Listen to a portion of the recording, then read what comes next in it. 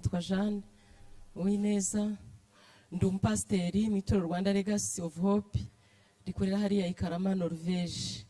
Uzamutse hariya hejuru ya Ruriba kuri Nyabarongo, naho dukorera umurimo w'Imana. Ntuye mu ntara y'Amajyepfo mu karere ka Kamonyi aho bita Irunda. Ndi kumwe n'umudiyakoni ku mudugudu, twazanye Murangwa Irea Nathalie, nawe kenshi ngira umugenzi yo natumiwe n'itorero kujya mu itorero ahantu runaka, uko byagenda uko ariko kose njyana n'umukozi w'Imana dukorana umurimo ku itorero, bimbera inkomezi n'igitsi ku mutima cyane iyo turi kumwe.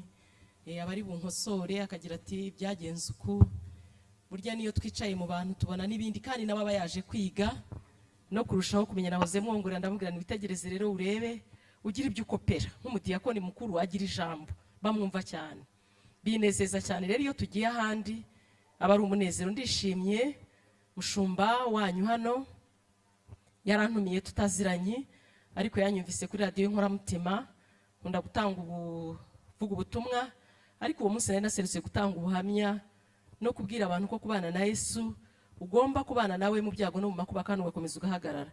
Ndi umukristo rero nakirijwe mu itorero hano ku Kicukiro, narahabaye guhera 8/5 kugeza 9/4. Jenoside ni yadukuye kuri uyu musozi hirya urusengero ruraharwa ADPR. Uwo mudugudu ninge wawubyaye, kera witwaga umudugudu, cyari icyumba kuko nari ntuye hepfo ahangaha. Nabonye ni Sylvia, namubonye cyane watusomeye ijambo ry'Imana, twaraturanye hari hepfo, ari umwana muto. Urumva jewe nari umugore ukuze, ndi umubyeyi ndubatse, mfite umutware n'abana 5 twabyaranye, tumaze kugira abuzukuru 9. Mu iteraniro rya mbere nabivuze Karamu, twari duturanye. Namubonye mu iteraniro rya mbere ndishima cyane ko nabivugaga ntibwira ko agihari. Murumva amateka yagiye yimura abantu buryo butangaje. Rero ndi umukristo nabaye kuri uyu musozi.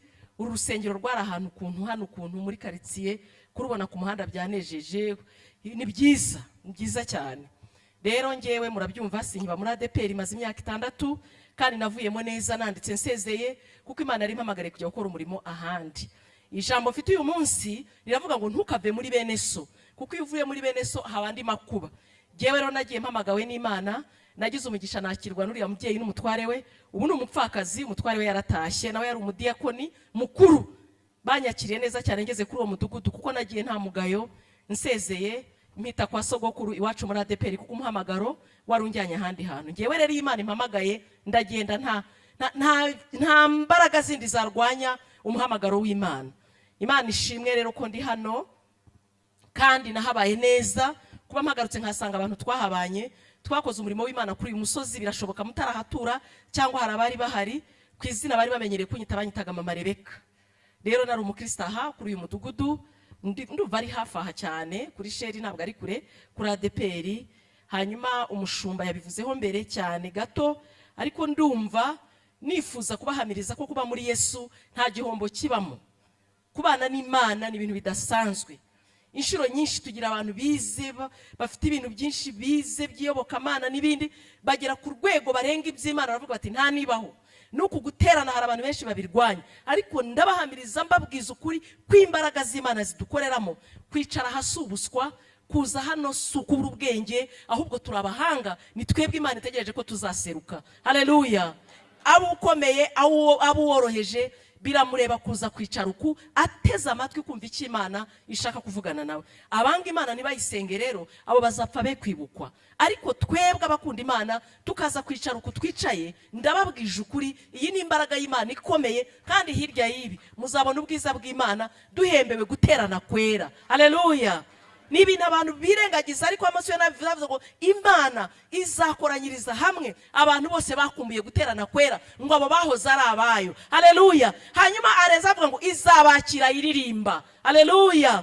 Imana kuzatwakira iririmba, murumva atari byiza? Haleluya! Ikazakira abaririmbyi nayo iririmba, murumva atari byiza? Ibyo rero nibyo bituma imbaraga z'Imana zitwemeza cyane kwiri jambo ari ukuri kw'Imana. Mureke rero turyakire, turyumve, tunaryemere, tujye tuza tunishimye nk'abategereje kuzakirwa n'Imana ituririmbira. Amen. Imana ishimwe. Nabibabwiye rero, nazanye n'intashyo z'abakristo dusengana muri groupe ntoya muri Nibature. Mushumba yigeze kubikomozaho cyane. Ejo twari kumwe dusoza icyumweru, mbabwira ko tusaba turi hano.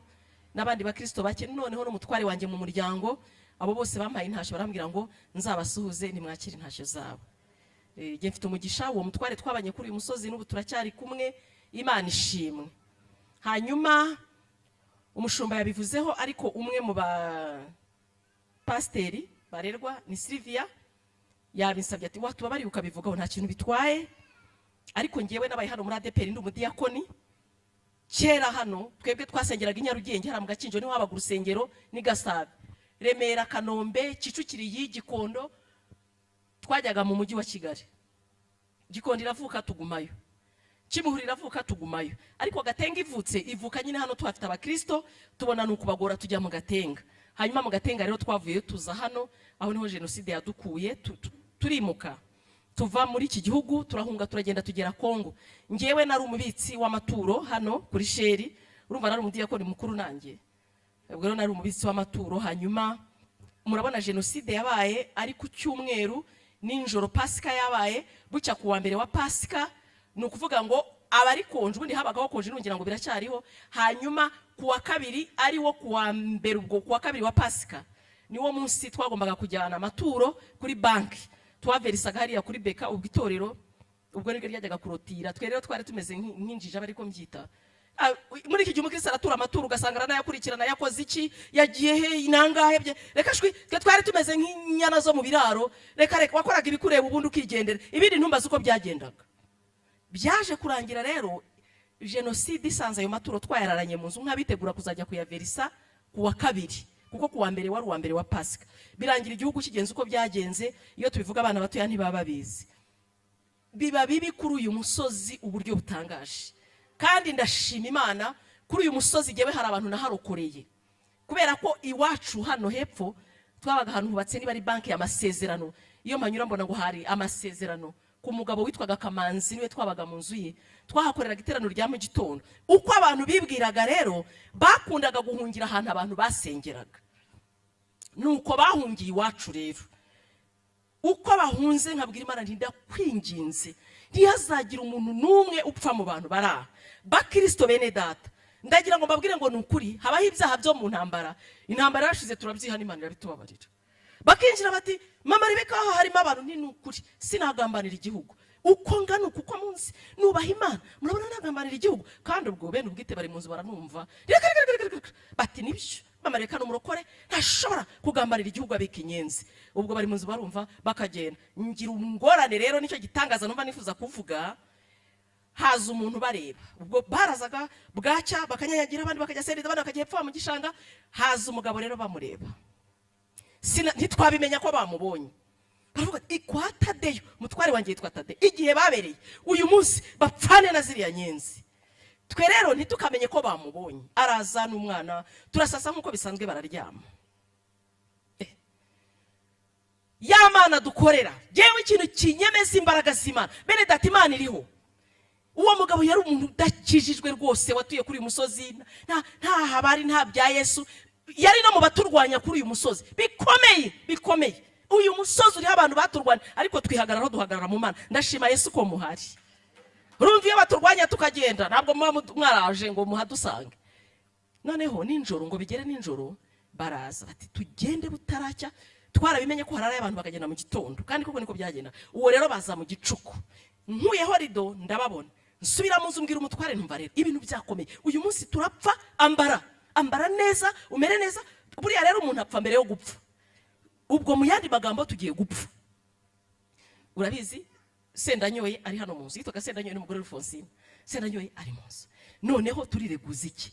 Ikigaragara baje ku isaha idasanzwe bamubonye, kandi koko twumvaga abantu bajujwe. Naho wa mugabo Imana yamusanze ngo ninjoro akajya abona umuntu uhagaze, wakamubwira ngo iri joro urapfa. Yakanguka akabona nta muntu. Uwo muntu ngo amuhagazeho bwa kabiri, avuga atari ku bundi nasohotse nkigendera. Nuko yanyonyombye arakingura, aragenda dusiga mu nzu idakinze, ntitwamenye ibyo ari byo. Burya harinda Imana. Naho wazana abazamu n'imbwa, ariko harinda Imana. Aragenda tutabizi, bo rero baturutse kuri salo. Ubwo rero twebwe barajya mu cyumba batera hejuru, bakubita bajya mu cyumba cy'uburiri, umutware batera hejuru. Byaje kuza kurangira nyine baragenda turavuga tuti rero ngwino batwicire muri saro abana bacu nibaza basange twapfiriye ahagaragara. Twitegura rero nk'abantu bagiye gupfa ahubwo tubona abantu bagarutse bamwaye natwe tuyoberwa ibyo ari byo. Umva mama rebe ngo batubwiye ngo hano hari inyenzi mubitse ngo none ngo turazibuze ngo ubwo rero ngo mutubabarire. Reka ariko ubwo ariko nkavuga niba yagiye munsi y'igitanda nibamo. Reka ariko sinabarahiye ko ntagambarira igihugu uko ngana uko n'imyaka yanjye murabona natinyuka kugambarira igihugu ariko ubwo bikancanga ningaho Imana ishimwe ntiburi yarihishe nibamubonye kumba umugabo yagiye kera yumvise ijwi ry'Imana ntawe Imana itamagara yabishatse kamukiza urupfu. Haleluya. Tugumaho rero tutazi ibyo ari byo baragenda babibwira abashefu babo baravuga bati dukoze ibintu bidakorwa kwa baba Rebeka. Mbese muri make ubona ko bakuhuye n'ikibazo kuko umutware bamusanze mu buriri batera hejuru bamukuramo bati twagiye no mu buriri aho baryama. Avuga ati mukoze ishyano. Baragaruka rero baza kudusaba imbabazi ku manywa baravuga ati mu by'ukuri abantu batubwiye ko babonye umuntu yinjira iwanyu ariko ubwo natwe ntituzi uko byagenze. Turavuga tuti nta kibazo rwose twababwiye ko tutagambanira igihugu mu by'ukuri ariko biza kurangira natwe tuyobewe ibyo ari byo tuti turabababariye niko bigenda kandi mama muri mu kazi akazi ni akazi mama muri mu kazi ariko biratuyobera ibya wa mugabo ngo bigere nimugoroba rero wa mugabo aragaruka. Niko ye byakugendekeye bite nibwo dutekere ati yamana yanyu ati ngira ngo ni yamana yanyu ati naryamye ati mbona umugabo amagaze hejuru atakambwira ngo wa mugabo we ngwira ijoro urapfa ati nkangutse ndamubura ati nongeye nirambitse ati mbona umugabo amagaze hejuru atakajya agira gutya kwijosi ati wa mugabo we ati rijoro urapfa.